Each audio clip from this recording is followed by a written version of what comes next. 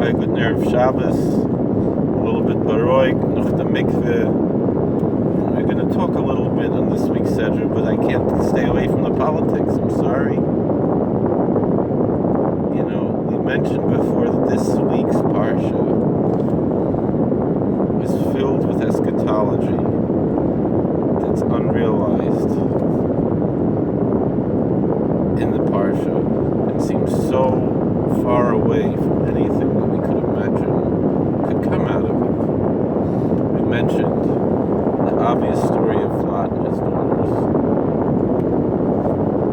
We mentioned the story of Sari Meinam, that behold, she's in the tent. That's what made Rusa Moavia kosher. We failed to mention, but it's true, is that the tefillas of Avram Avinu, prayers of Abraham, when he argued with God, maybe there's 10 people left in the city, and then the glory of God went on its way, and there was no answer, yes, no, and the test was given, because there was those 10 people, Lot and his family, they were given the opportunity to be those righteous people that tzaddikim b'seichur. And lo, he was and he wasn't.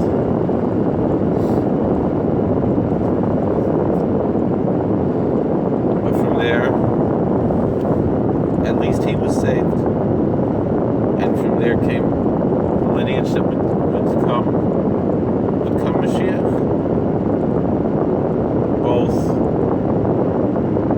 Rus and also Nama Amonis, who's also the Imish of Malchus. Both from Moav and Ammon came Mashiach, came this lineage. The mother of Rechavam,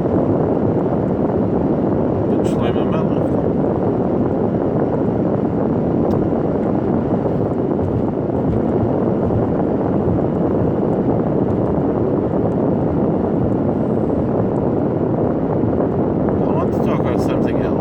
And so too with our current situation, we can say that which is not yet revealed is still hidden behind, like we said this morning, that now we can expose all the corruption. And the sunlight that's in my eyes right now can be the best disinfectant.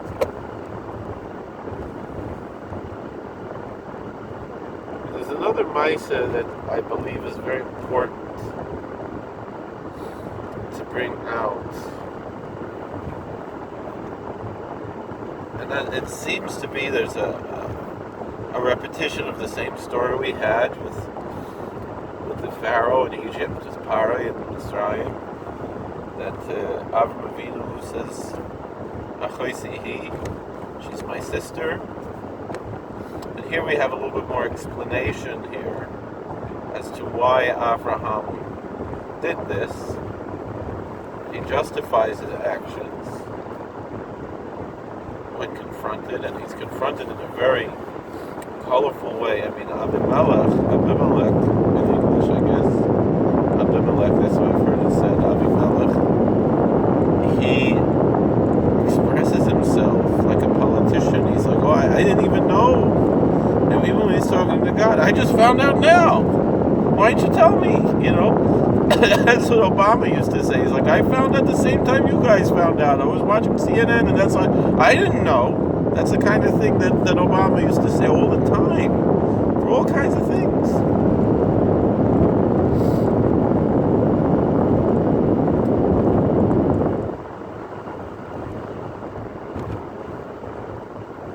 So the same thing we have here is Avimelech talks like that. So I didn't know until now. Nobody told me. Just found out about this now. With the wells and this and that. Nobody told me. That's the way he talks. But earlier before that, when Avimelech asks Avram Avinu, why did you say that? Why, look at what could have happened to me.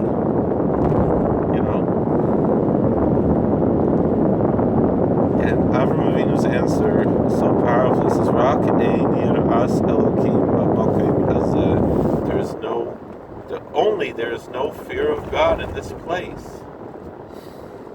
I think it was either Meir Kahana or whose yahrzeit was yesterday, or his son Rabbi Yamin, who one of them said that that's the Indian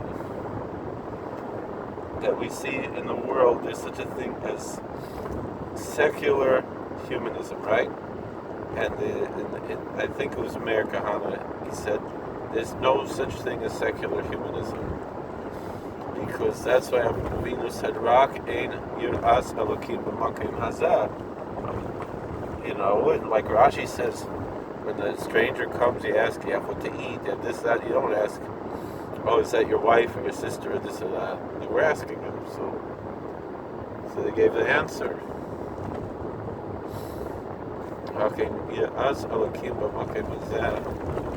Only there's no fear of God in this place. Do you think you could be a humanist without God? Of course we're supposed to be humanists. Of course we're supposed to be real humanists, meaning really care about other human beings. Of course, no question about that.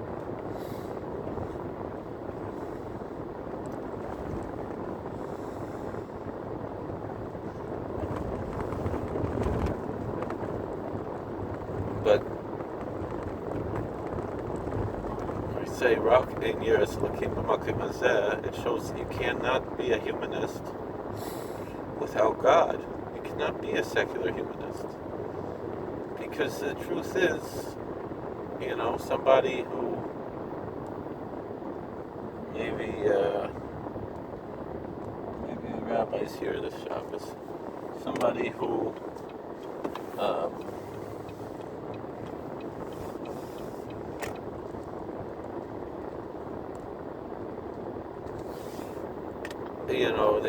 they're not going to steal when someone's watching them, but what if nobody's watching? What's going to stop them from stealing except for fear of God? What's going to stop them from doing a sin, from committing a crime, other than that we know that there's someone watching? Like the story, there was a Rebbe who was hitchhiking, and the wagon driver picked him up, said, "Oh, keep watch. Someone might, if he was going to steal something, and someone might steal something." And he shouted, "Mazait, Mazait, they see us." Who sees us? God sees us.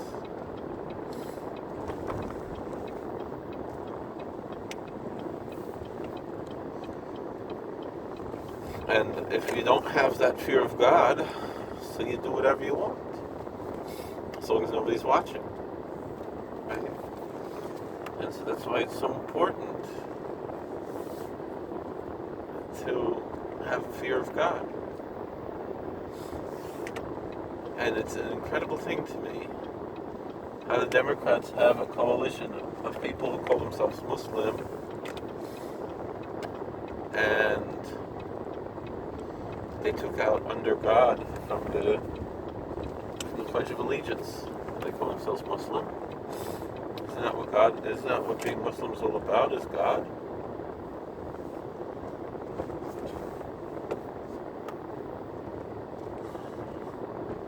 Is submitting to God?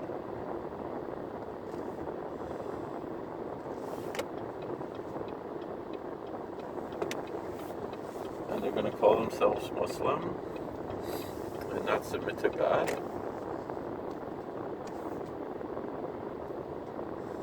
Okay, where am I supposed to park? Alright. Thank you for watching. God bless. Please like, share, and subscribe. Comment.